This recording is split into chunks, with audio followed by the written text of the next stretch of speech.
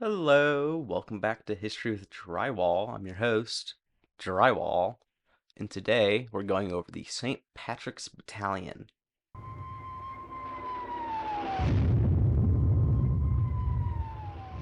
It's the first day of battle, and already a brave group of men are trying to make a name for themselves.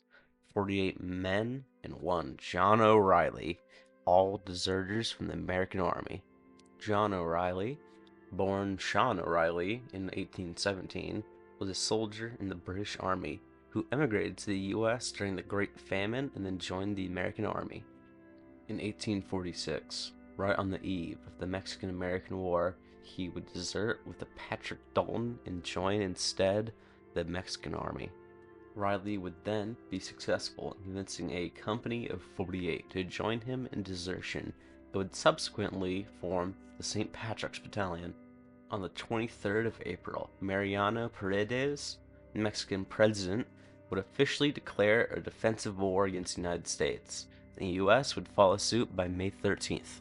On the 25th of April, an American patrol entered nominally Mexican territory, and in response, the patrol be routed with 11 killed and 52 captured. Following this, on May 3rd, the Mexican artillery at Matamoros would open fire on Fort Texas, and during the battle, John Riley and the rest of his men would help in manning artillery positions.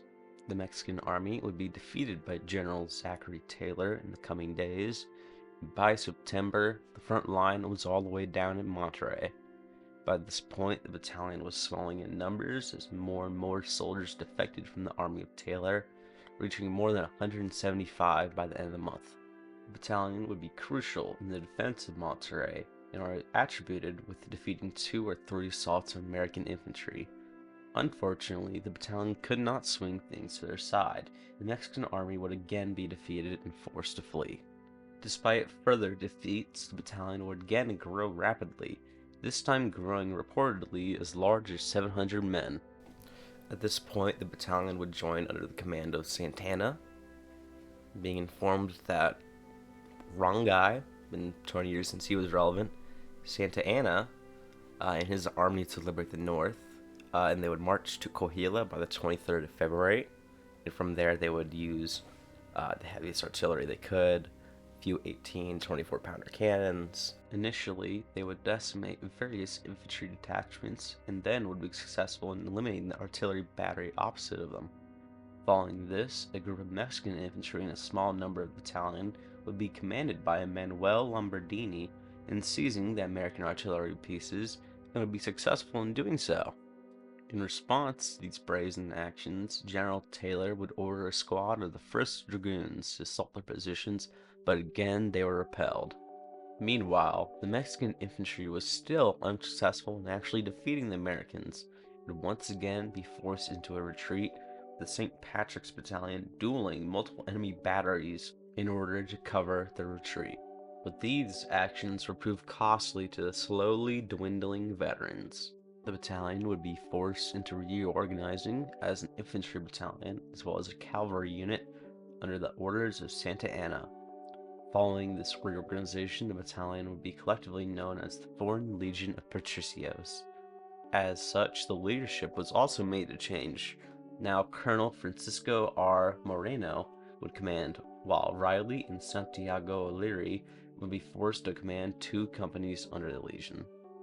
On August 20th, the Mexican army would make a last stand at the Franciscan convent of San Mateo in Churubusco, only 5 miles outside of Mexico City.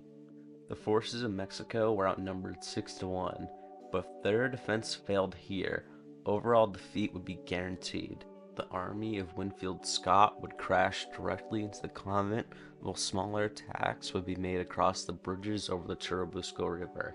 The American army was unable to launch the defenders from their positions and only were able to win due to a mix of lack of ammunition, the loss of multiple cannons as 2 melted from overuse, and another broke off its mount.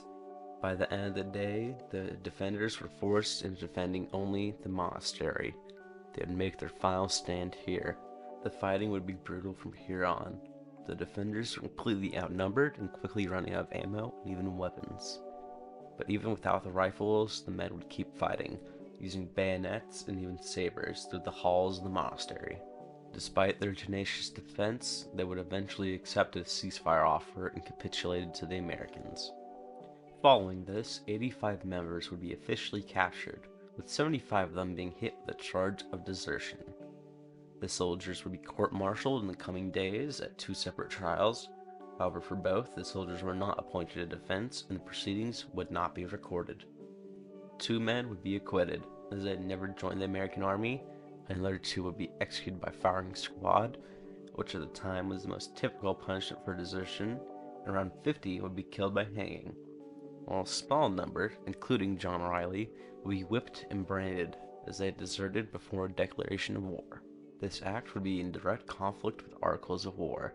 As Dr. Angelides put it, execution by hanging was in violation of the contemporary Articles of War, which stipulated that the penalty for desertion and or defecting to the enemy during a time of war was death by firing squad, regardless of the circumstances. Hanging was reserved only for spies without uniforms and for atrocities against civilians. A small group of the battalion managed to escape from Churubusco and reform in the defense of Mexico City. However, they would provide very little significant support due to a lack of manpower. The Treaty of Guadalupe Hidalgo would finally end the hostilities between nations, and in recognition of the battalion, the Mexican government would not budge on a clause that would mean that any remaining prisoners of the battalion would be released to Mexico. By the end of 1848, 2 companies once again were formed and led by John Riley. Before the end of the year, they would be disbanded, either due to budget cuts or because certain members were alleged to be involved in the aborted military coup. John Riley would be given the rank of permanent major but would retire by 1850, and he would die sometime later under unknown circumstances. The actual date, cause of death is still unknown, as there isn't anything compelling to tell us of his true fate. To this day, the battalion is still memorialized in Mexico, while still today in the US having a very divided opinion, with the US Army outright rejecting their existence in order to dissuade others from deserting. This would be the case until 1915, when Congressman Frank L. Green and William Henry Coleman began an inquiry into the matter, and eventually forced the Army to acknowledge their denial of the matter. Even today, their legacy is met with open hostility and general disdain, such as MGM refusing to distribute to the US the film One Man's Hero, a dramatization of the events, or just the general failure of the American education system to educate.